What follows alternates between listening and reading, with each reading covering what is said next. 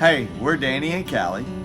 And we live in a 120-year-old plantation in Louisiana that we have been restoring for the last few years, along with our 9 kids.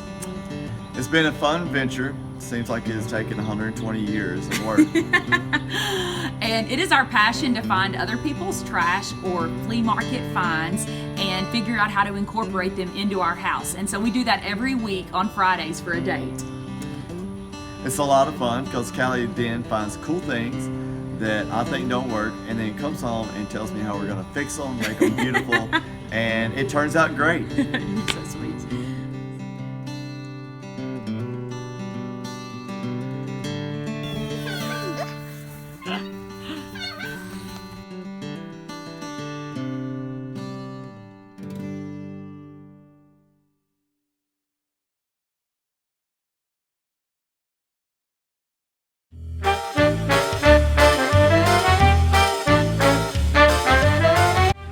I'm here in my laundry room and I'm going to wash this gorgeous embroidered tablecloth. It's really long, but it has this huge stain on it. I'm hoping that I can get it out. So I'm gonna wash this because I want this new table arrangement I'm working on to have kind of a shabby chic look to it. And actually my great grandma made this tablecloth, so I don't wash it very often. We certainly are not going to eat on top of it, but I do like a pretty table. And so we're going to wash this, try to get this nasty brown stain out of it, and put that under a really nice centerpiece that just screams shabby chic and summer. Stay tuned. Hello there, friends. I am outside here by the large hydrangea bushes that we have by our kitchen side of our house. And I want to tell you a little bit about hydrangeas. So I love hydrangeas. You can cut those blooms and use them, and I'm going to use them today in a new table centerpiece. If you want to reroot those before they die inside, you can do that, and then you'll have the start of a new bush. So that's a really cool way to go ahead and root them. They root that way. Just have a little stem and the bloom, and you can reroot those. My mother-in-law taught me that.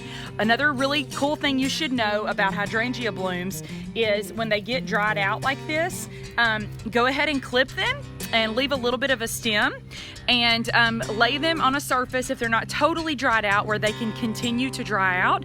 And you can spray those and use them in your Christmas trees in the winter. And I'm telling you, they make the most beautiful filler for Christmas trees. I've been using them that way for about 16 years. Each year I come and clip them when they're dried out. It is so beautiful. You can spray them white and they look great if you have like a French country type theme. You can do them gold. I mean, they are the perfect filler. So don't throw these out. These are perfect. You've got to put them back. You can actually stack them in a box after they're totally dried out. They'll keep great. Stick them up in the attic and pull them down when you're ready to decorate. I have a handful of pieces that I really want to bring from other spots in our house to use in a table centerpiece. One of those is this vintage Pyrex dish. I collect these, adore them, and I really love the turquoise in this one, so we're gonna bring it in. It's smaller. This is a piece of milk glass. I want to incorporate another one of my faves. This is where we're going to put our hydrangeas. That's a milk glass candy dish. We are still going to use one of these wire baskets. I'm using these all over the place in my house. And I think this makes something look more like a centerpiece. So you may have some random pieces of glassware, but if you want to use your vintage glassware for a centerpiece, if you put a basket or a little wooden box or something square in the center, it gives it that centerpiece look. It doesn't quite look like you just have a random collection of glassware sitting in the middle of your table. So it helps it look more like a centerpiece. I received this as a gift, so we're going to put this in there because it's so cute.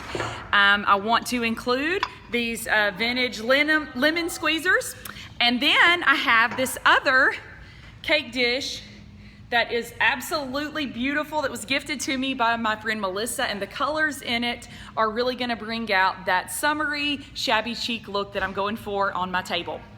So here goes nothing.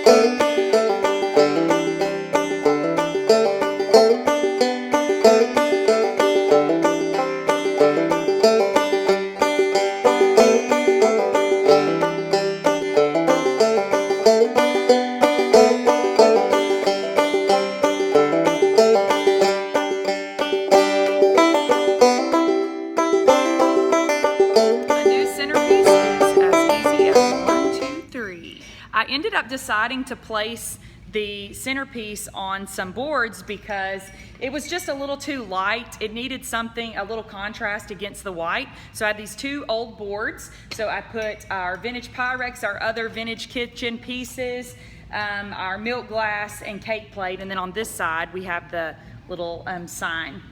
So that way, no matter where you go, whatever side of the table, and I'm gonna go around here so you can see it. Hang on one second.